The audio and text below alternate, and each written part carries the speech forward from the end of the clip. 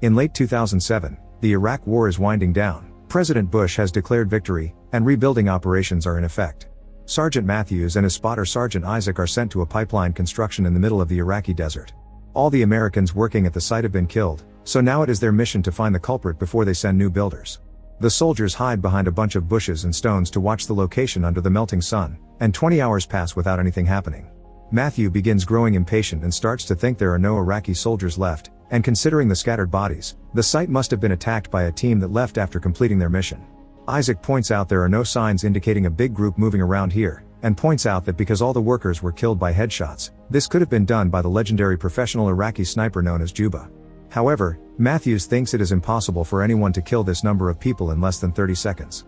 Eventually Matthews finally gets tired of waiting and goes down to take a closer look at the location after asking Isaac to cover for him. Isaac explains his scope is becoming unclear, and Matthews teases him for not changing it sooner, but this one is important for Isaac because it used to belong to a fallen comrade. Then Matthews goes from body to body looking for clues and begins believing Isaac's theory when he confirms everyone died from precise headshots.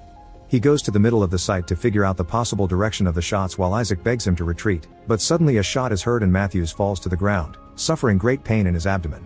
Desperate to help his friend, Isaac runs down in a zigzag path to avoid any incoming bullets, but when he is about to reach Matthews, he gets shot in the leg. Isaac has no choice but to leave Matthews behind and run to hide behind a broken wall. Suffering but still alive, Matthews contacts Isaac and tells them to call the base and ask for backup. First though, Isaac notices his leg wound is quite awful, so he proceeds to tie a belt around it to stop the bleeding. Then he grabs his radio bag and tries to contact the base, only to discover he has no signal because the sniper had shot the antenna. Suddenly Matthews contacts him again and asks him to spot the sniper so that he can aim at him, ignoring Isaac when he warns him that the sniper will notice any movement and shoot him again. Isaac starts working on making a hole in the wall with his knife to insert the scope, only to get his hand hurt by some falling rocks. Matthews then proceeds to attempt to reach for his rifle, only to pass out because of blood loss.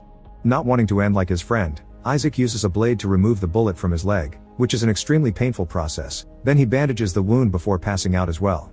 Sometime later, Isaac wakes up when he hears a strange noise coming from his earpiece.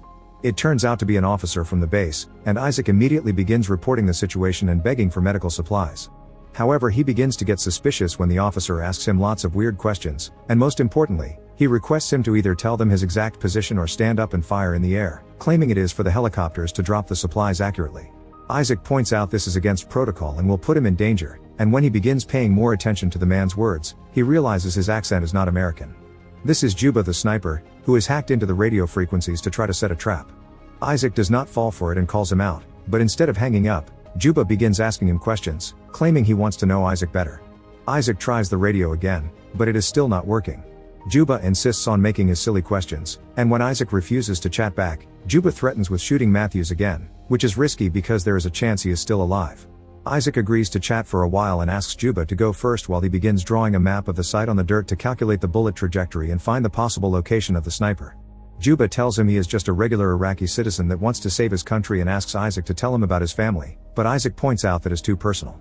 Then Isaac makes fun of Juba's reasoning, saying that he is killing the people that are actually trying to develop the country by bringing schools, pipelines, and infrastructures that will boost the local economy.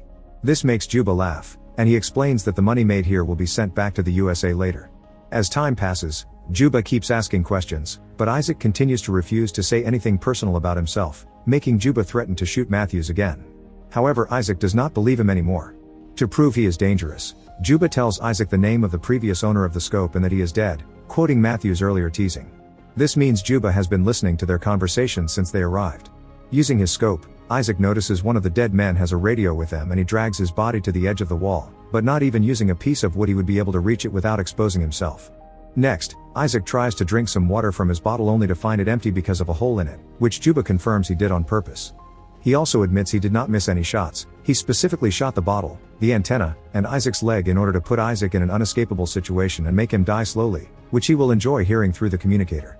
When Isaac finds the bullet he took off his leg, he takes a closer look and begins calculating the weapon model Juba has by making some sneaky questions. He also calls Juba a terrorist, which makes Juba laugh again as he points out that the Americans are the ones illegally entering a foreign country with weapons ready to kill people.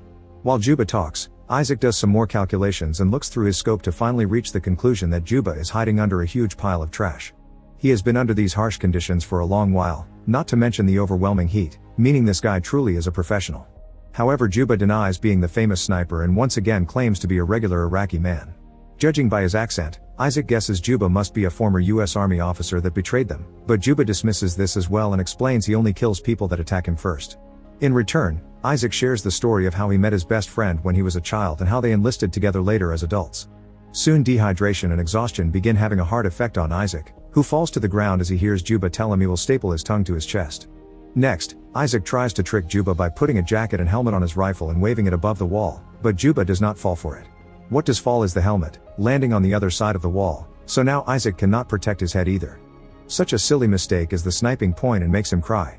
More time passes, and Isaac becomes desperate enough to try to take a risk. He runs towards a body lying on the ground and steals his bag and radio before running back to the wall as he dodges all the bullets Juba immediately throws at him. In the bag, Isaac finds water and some candy that he immediately devours, but unfortunately this radio isn't working either.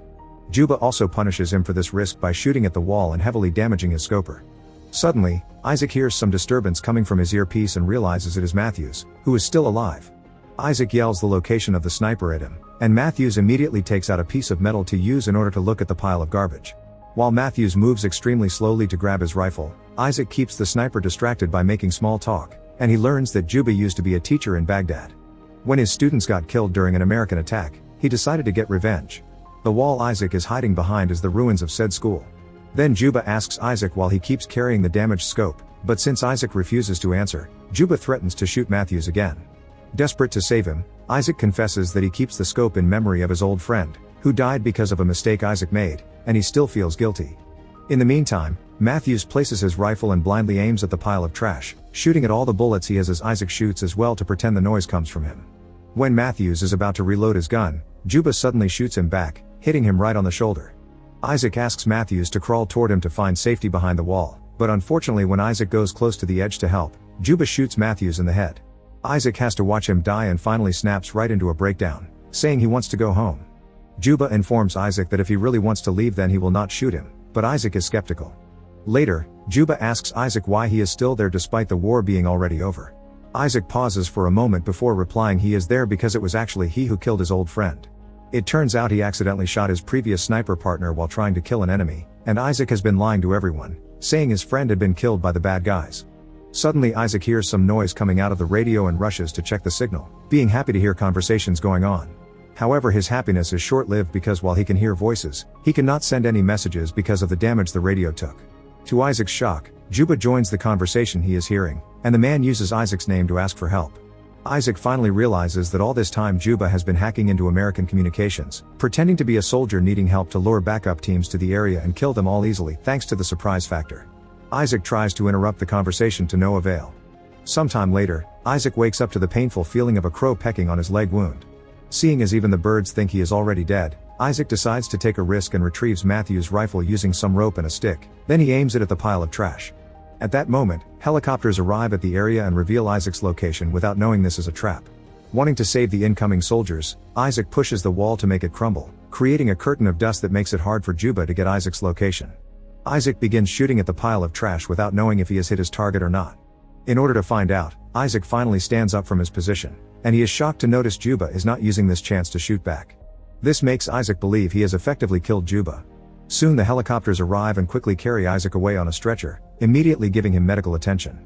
Isaac tries to tell them about Juba, but he cannot be heard because of the noise from the helicopters taking off.